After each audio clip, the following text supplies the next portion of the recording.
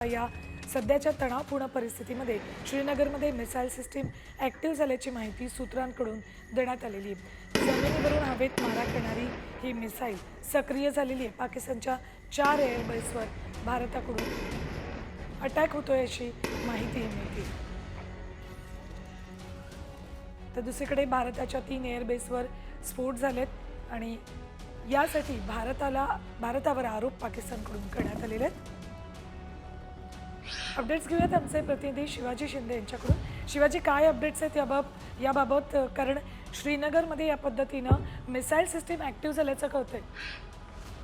सुवर्ण, नक्कीच ज्या पद्धतीने पाकिस्तान ड्रोन हल्ले करत आहे, काही मिसाईल टाकण्याचा प्रयत्न करत आहे, जी बातमी आपल्या समोर येते की फते मिसाईल लागल्याचा दावा केला जात आहे। या सगळ्या मिसाईल्सला प्रत्युत्तर देण्यासाठी भारतानं काश्मीर परिसरामध्ये जी मिसाईल सिस्टम आहे, जमिनीतून हवेत मारा करणारी जी मिसाईल सिस्टम आहे, त्या हवेतच मारल्या जातील अशी सिस्टम एकदम ऍक्टिव्ह केल्याची माहिती सूत्रांकडून मिळते, जेणेकरून पाकिस्तानकडून जो हल्ला होईल तो हल्ला परतावण्यासाठी ह्या मिसाईल सिस्टम कामाला येतील। त्या दृष्टीनं भारतीय आर्मी जवानांनी आर्मीने हे निर्णय घेतलेले आहेत आणि जी मिसाईल सिस्टम एकदम ऍक्टिव्ह पद्धतीने काम करतील। आपल्याकडे खूप अतिशस्त्र आहेत याची माहिती आपण अनेक वेळोवेळी दिलेली आहे आणि ही सिस्टम लागू झाल्यानंतर पाकिस्तानची ज्या मिसाईल किंवा काही ड्रोन आकाशातून भारतात पडतील त्या सगळ्या हवेतील मारले।